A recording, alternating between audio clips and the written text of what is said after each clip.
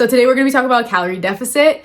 That is the number one thing you need for a fat loss journey. If you wanna lose fat, that's all you need. You don't need keto, you don't need to starve yourself, you don't need to fast, you don't have to do all these things. It's just a calorie deficit. So what is a calorie deficit? A calorie deficit is when you are burning more calories than you consume in a day.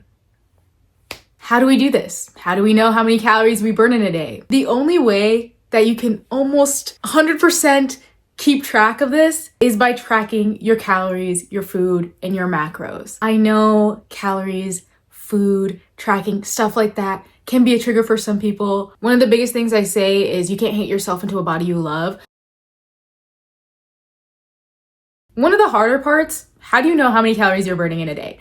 What we're gonna do is we're gonna search up calorie calculator online. There's so many different websites. I know when I was starting my fat loss journey, I didn't want somebody to tell me, oh, go online and just search up whatever link. I'll put maybe 3 websites up here that you can use, that I've used. All you're gonna do is plug your information into these websites. So your age, your weight, all of that. And the websites are gonna give you an output. That output will tell you how many calories you can eat to maintain, to like lose a pound. The reason I say to look at a couple of websites is that they can all give you slightly different numbers, and you can try to just get like an average from the ones that you get. By average, add them all up. If you look at 3 different websites, add all 3 of the numbers, divide it by 3, or you can just pick one, stick with that, and see how your body responds. How do you know what your activity level is? When I was a beginner, and even still to this day, it's sort of hard to understand, like, okay, yeah, maybe I exercise 3 times a week, but what if my definition of exercise is different from their definition? Just do like rough estimates. It's not the end of the world. If you do a lot of cardio, let's say you get 10K steps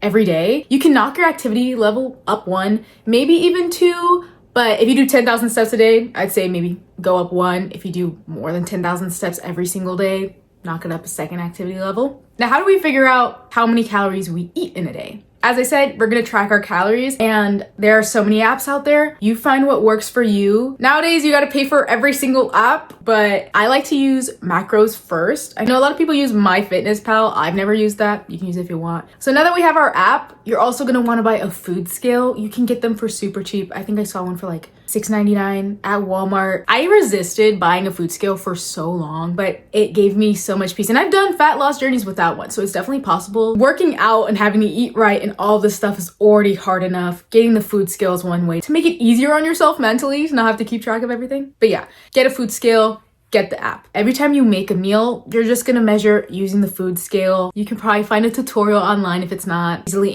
understandable. If you guys really want a tutorial from me, I could make one in the future. Every time you log the ingredients, you're just gonna measure them and plug it into macros first. Oftentimes you can just scan the barcode on the stuff. Let's say you're using tortillas. Scan the tortilla, it logs it into the app, track all the meals you're making. And that means that you gotta be smart with the different types of meals that you're making. A lot of people say you can lose fat eating whatever you want. I've done that before. Definitely works. But for me, when I did that, I gained back all my weight and then some. I like to prioritize eating higher volume, whole foods meals, lower calories, so I can have several meals a day. And that goes into the whole, like, there's all these different diets of only eating 1 meal a day, only eating 2 meals a day. It is important for your body to be eating often. Every couple hours, people recommend like 3 to 4 hours. Like, at the end of the day, why do we eat? Yes, we may eat for enjoyment, but we eat because food is fuel. It's energy. And if you're only fueling your body once a day when it needs to be fueled consistently, you're gonna lead to burnout, and it's just not good for you. That's a whole other thing. Also, if you don't cook for yourself often, that's completely fine. I think basically every restaurant is like required to, right? Like, you search up Crumble Nutrition, you'll find the macros and you'll be able to plug it into the macros app. Sometimes there are foods from restaurants that macros first won't have, and you'll have to like sort of estimate what your meals are. So there's 2 options. You can go into macros first and be like McDonald's fries, and oftentimes it will have the stuff there. Or you can go search online, McDonald's fries macros, nutrition, get the information there, and then just plug it into the macros first app. So how do we actually achieve a calorie deficit? In order to lose a pound of fat, you have to burn 3,000 calories total, not all at once. So oftentimes people will try to burn 3,000 calories over a week, 3,000 calories over 2 weeks. Slow and steady wins the race. We don't want to lose 10 pounds in 1 month, specifically if you are someone who is closer to your goal weight, that is less realistic for you. If you're someone who's well above your goal weight, which there's nothing wrong with either of these, it is usually less extreme for people who are at bigger weights to lose bigger amounts of fat in a month. Generally, 1 pound a week is the standard, 2 pounds a week is extreme, half a pound a week is a nice, calm, steady state. If you've never done a calorie deficit, if you've never done fat loss, I recommend starting slower, maybe half a pound, even though that may not sound like what you want to hear. We all want to hear, oh, how to lose 30 pounds in 10 days. Like, no. Plus, when you're in a calorie deficit, your body will react to it. You may feel way hungry than you've ever felt. You may get headaches. So it's important to just take it nice and slow, because when you feel that craving hunger, what you're gonna wanna do is just eat as much food as you can to get rid of that discomfort, which will backfire and you'll end up going way over. So instead of being on the extremes, you want to stay in a safe middle until we can work our way up. So in order to reach a 3,000 calorie deficit in 1 week, you have to consume 500 calories less than what your body burns. So how do we get that 500? There's 3 ways. 1, exercising 500 calories off every single day. 2, taking your maintenance calorie and subtracting 500 from that and just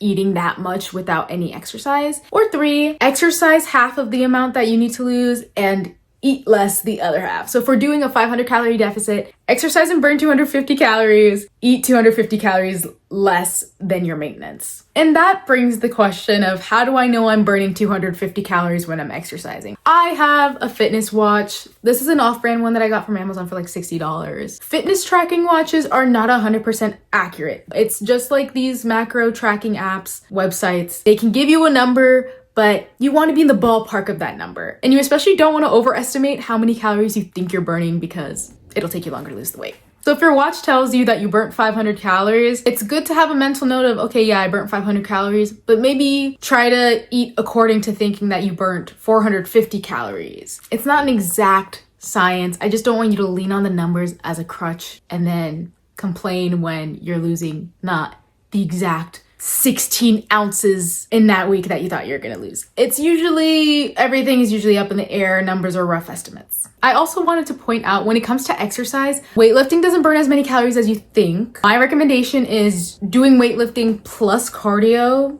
for anyone. Even if you don't want to look bulky or too muscular, as the numbers on the scale go down, you're losing both fat and muscle. We want to implement cardio because cardio burns more calories, but we want to balance it with weightlifting, because when you are burning calories, you're losing both fat and muscle, which can lead to you having a less toned physique by the end of your fat loss journey. My cardio of choice is always walking.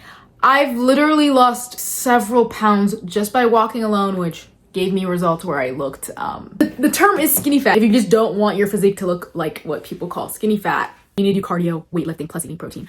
That's another video though. Another important aspect of fat loss is knowing how long it's gonna take you, because if you're just going into it thinking every single day you're working towards a goal that may be never ending, it can make it harder to show up consistently. So just finding out what you want your goal weight to be in the future, which you can set a goal weight right now and it can change once you get closer to it. But I recommend maybe looking at pictures online or finding videos of people who are your height, and how they look at different weights can be helpful to see what number you'd want to eventually get down to. Because it can be easy to be like, oh, I want to be 100 pounds, when that is like, no, that is a number, and 100 pounds looks so different on you versus somebody who's taller and shorter. We don't want to set ourselves up for failure. So once you know what your goal weight is, and we know we want to lose a pound a week or whatever your goal is, we're going to search up what your current weight is now, subtract goal weight. That gives you the difference. That number is going to tell you how many weeks it's going to take you. And then you can just search up what is insert number here weeks from today, to just sort of have a goal date that can keep you pushing on the days where you don't feel like showing up. That's everything I have. If you have any questions about this, leave them below. And thank you so much for 1, showing up for yourself and taking care of yourself, and 2, for supporting me. So I'll see you in the next video.